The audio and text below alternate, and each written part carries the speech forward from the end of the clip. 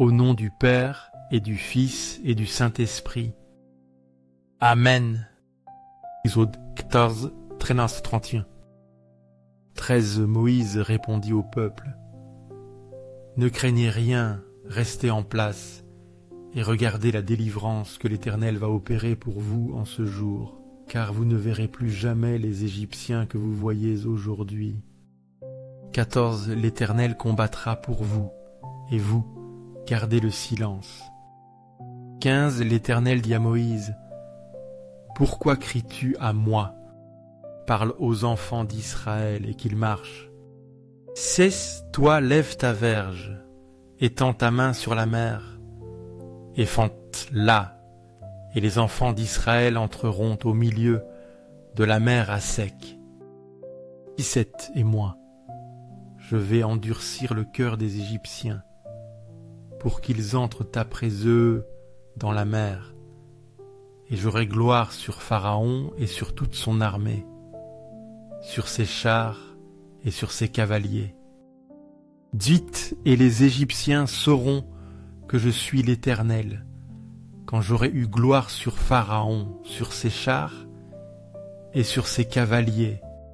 19 L'ange de Dieu qui allait devant le camp d'Israël partit et alla derrière eux. Et la colonne de nuée qui allait devant eux partit et se plaça derrière eux. 20 Elle se plaça entre le camp des Égyptiens et le camp d'Israël. Cette nuée était ténébreuse d'un côté, et de l'autre elle éclairait la nuit. Et les deux camps n'approchèrent point l'un de l'autre pendant toute la nuit. 21 Moïse étendit sa main sur la mer, et l'Éternel refoula la mer par un vent d'Orient impétueux, qui souffla toute la nuit. Il mit la mer à sec, et les eaux se fendirent. 22 Les enfants d'Israël entrèrent au milieu de la mer à sec, et les eaux formaient comme une muraille à leur droite et à leur gauche. 23 Les Égyptiens les poursuivirent, et tous les chevaux de Pharaon, ses chars et ses cavaliers entrèrent après eux au milieu de la mer. 24 À la veille du matin, l'Éternel de la colonne de feu et de nuée regarda le camp des Égyptiens et mit en désordre le camp des Égyptiens. 25 Il ôta les roues de leurs chars et les rendit difficiles à traîner. Les Égyptiens dirent, « Fuyons devant Israël, car l'Éternel combat pour eux contre les Égyptiens. » 26 L'Éternel dit à Moïse, « Étends ta main sur la mer, et les eaux reviendront sur les Égyptiens, sur leurs chars et sur leurs cavaliers. » 27 Moïse étendit sa main sur la mer, et vers le matin, la mer reprit son impétuosité, et les Égyptiens s'enfuirent à son approche, mais l'Éternel précipita les Égyptiens au milieu de la mer. Et 28 Les eaux revinrent et couvrirent les chars et les cavaliers, toute l'armée de Pharaon, qui était entrée dans la mer après eux. Il n'en échappa pas un seul. 29 Mai Les enfants d'Israël marchèrent à sec au milieu de la mer, les eaux formant comme une muraille à leur droite et à leur gauche. 30 En ce jour, l'Éternel délivra Israël de la main des Égyptiens, et Israël vit sur le rivage les Égyptiens qui étaient morts. 31 Israël vit la main puissante que l'Éternel avait dirigée contre les Égyptiens. Et le peuple craignit l'Éternel, et il crut à l'Éternel et à Moïse, son serviteur. Ce récit de l'Exode nous parle de la puissance divine. Face à l'ennemi, Israël est appelé à la foi. Moïse rassure le peuple, « Ne craignez rien, restez en place. » Dieu agit avec force et sépare la mer. Un chemin de salut s'ouvre pour son peuple. La colonne de nuée guide et protège Israël. Les Égyptiens sont engloutis, symbole de la victoire divine sur le mal. Cet événement est une préfiguration du salut en Jésus-Christ. Il nous libère de l'esclavage du péché. Dans l'Eucharistie, Jésus est présent, prisonnier d'amour. Il nous offre consolation et compagnie. Tournons-nous vers lui avec confiance et foi. Seigneur du tabernacle, fais que je t'aime chaque jour davantage, que mon amour pour toi croisse et se fortifie avec chaque Eucharistie, avec chaque rencontre avec toi dans la prière, dans l'adoration, dans la réflexion sur ta parole. Que ma vie soit un témoignage de ton amour, un reflet de ta bonté et de ta présence en ce monde.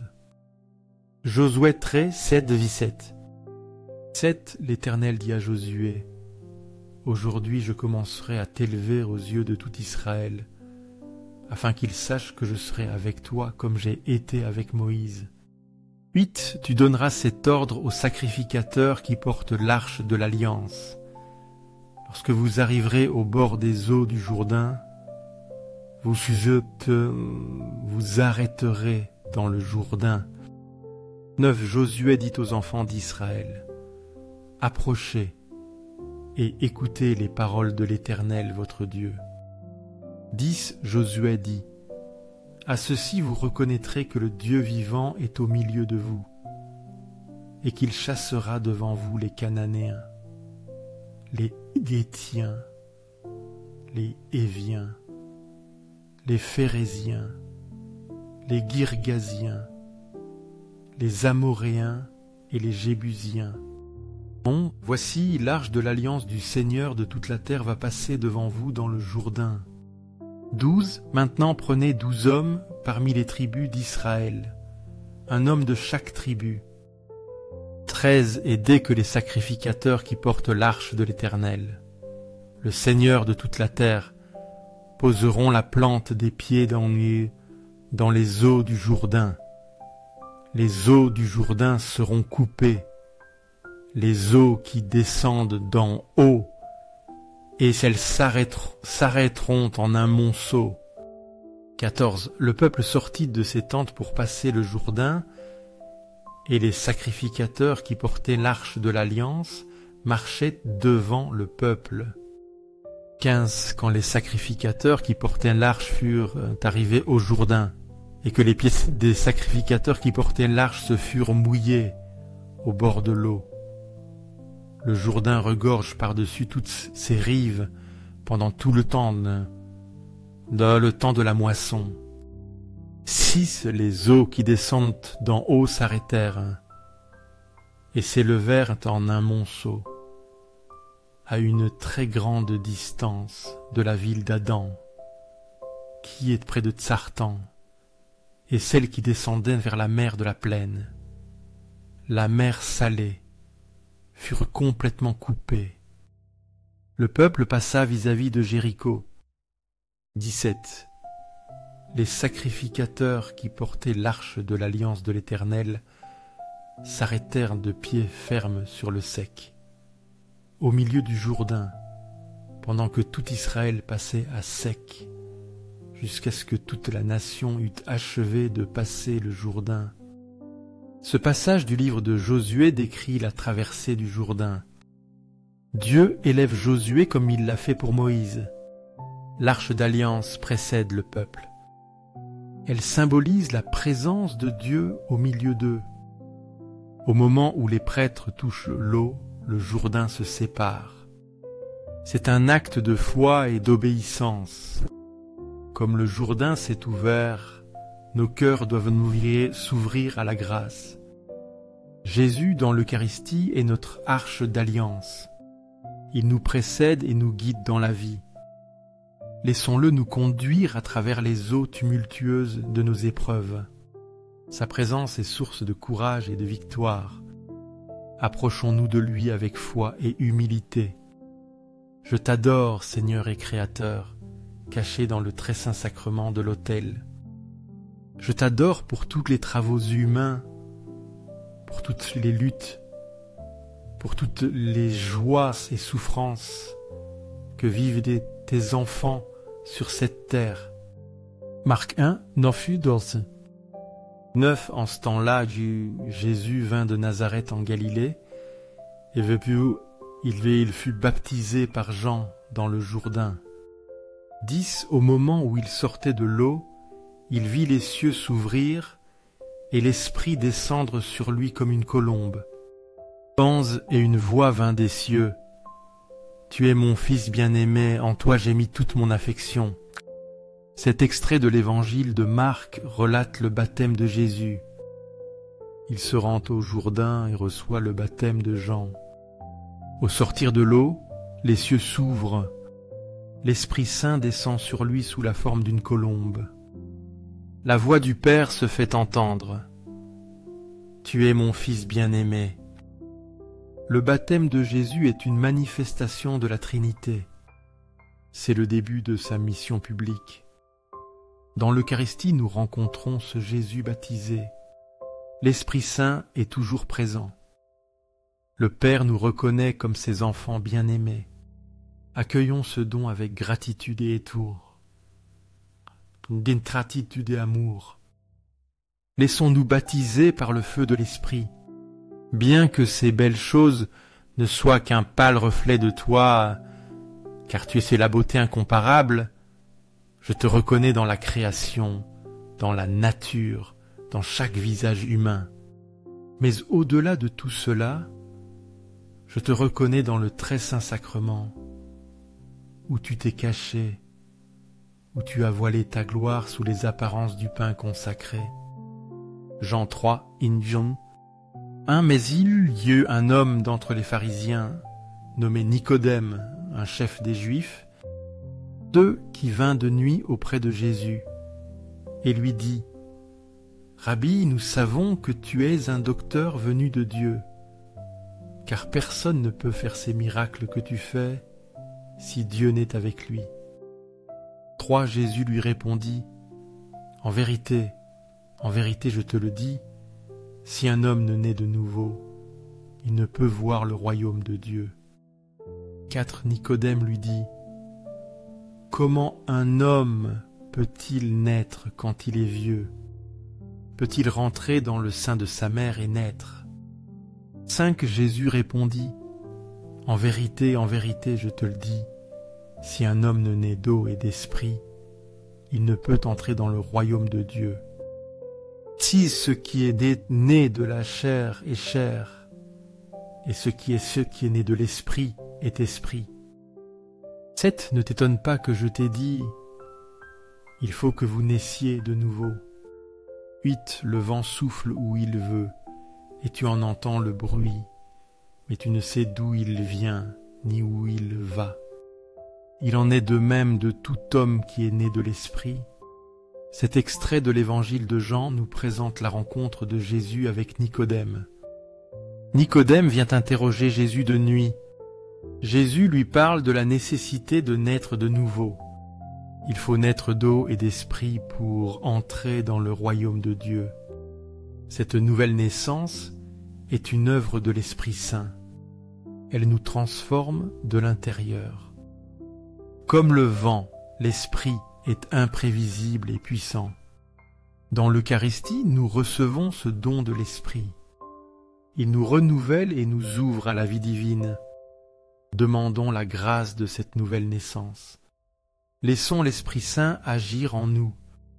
Mes yeux illuminés par la foi t'atteignent, te voient, t'adorent, et mon âme se prosterne devant toi, mon Créateur, mon bien suprême, mon tout. Mon cœur est complètement immergé dans la prière et l'adoration, ô Jésus sacramentel, car je sais qu'en ce petit fragment de pain, c'est toi, le roi des rois, le Seigneur des seigneurs, le Fils de Dieu fait homme, qui se livre à nous dans chaque Eucharistie pour être notre aliment, notre force, notre consolation. Aux cieux et sur la terre, soit à jamais loué le cœur aimant de Jésus sacramentel. Nous croyons, Seigneur, en ta présence réelle dans le très saint sacrement de l'autel. Nous croyons que tu es ici, vivant, présent, nous écoutant, nous aimant. Cœur de Jésus, en toi je me confie.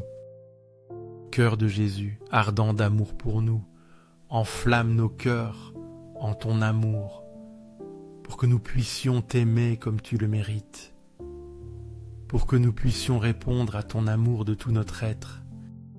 Cœur de Jésus, convertis les pauvres blasphémateurs, ceux qui ne te connaissent pas, qui ne t'aiment pas, qui te rejettent ou t'ignorent. Cœur de Jésus, que ton amour soit connu, que tous les hommes et femmes de ce monde puissent expérimenter la douceur de ton amour, la paix que seul toi peux donner. Témoignage d'amour, cœur de Jésus, que je t'aime et te fasse aimer, que ma vie soit un témoignage vivant de ton amour, une invitation pour que d'autres aussi s'approchent de toi, te connaissent et t'aiment. Cœur divin de Jésus, convertis les pécheurs, sauve les mourants, libère les âmes saintes du purgatoire. Cœur eucharistique de Jésus, augmente en nous la foi, l'espérance et la charité, les trois vertus théologales qui nous unissent le plus étroitement à toi, rassemblant à toi. Cœur sacré de Jésus, aie pitié de nous, de nos faiblesses, de nos fautes, de nos chutes. Doux cœur de Jésus, sois mon amour, sois la raison de mon existence, sois mon guide en cette vie et mon espérance dans la vie éternelle. Doux cœur de Jésus, aie pitié de nous et de nos frères errants, ceux qui ont perdu le chemin, qui sont tombés dans le péché, qui se sont éloignés de toi. Et doux cœur de mon Jésus, fais que je t'aime toujours plus et plus, que chaque jour mon amour pour toi grandisse, que jamais je ne me lasse de te chercher, de t'adorer, de te servir. Gloire, amour et gratitude au Sacré-Cœur de Jésus, qui nous a aimés jusqu'à l'extrême, qui a donné sa vie pour nous, qui continue de se donner à nous dans chaque Eucharistie. Ô cœur d'amour, je mets toute ma confiance en toi, car je crains tout de ma faiblesse, mais j'espère tout de ta bonté infinie. Sacré cœur de Jésus, aie pitié de nous. Sacré cœur de Jésus, réconforté dans ton agonie par un ange, réconforte-nous dans nos épreuves, dans nos difficultés, dans nos agonies. Sacré cœur de Jésus, je crois en ton amour pour moi. Je crois que tu m'aimes, que tu es avec moi, que jamais tu ne m'abandonneras. Sacré cœur de Jésus, protège nos familles, jeunes, enfants et anciens, garde-les sous ton manteau, défends-les de tout mal, remplis-les de ta grâce. Sacré cœur de Jésus, sois connu, sois aimé, sois imité par tous les hommes, que ton règne vienne à nous, que ta volonté soit faite dans nos vies. Sacré cœur de Jésus, je me donne à toi par Marie, ta mère et notre mère, qui nous conduit toujours à toi. Sois aimé partout, sacré cœur de Jésus, que tous les cœurs se tournent vers toi, que toutes les âmes te reconnaissent comme leur sauveur. Tout pour toi, cœur sacré de Jésus. Cœur doux de Marie, prépare-nous un chemin sûr, guide-nous sur le sentier du salut, conduis-nous à ton Fils Jésus. Doux cœur de Marie, sois le salut de mon âme, protège-moi, guide-moi, accompagne-moi toujours. Doux cœur de Marie, sois notre salut, sois notre espérance, sois notre consolation en cette vie et dans la prochaine. Très saint sacrement de l'autel, je crois en toi. Je t'adore. J'espère en toi et je t'aime. Je te demande pardon pour ceux qui ne croient pas en toi, ne t'adorent pas, n'espèrent pas en toi et ne t'aiment pas non plus.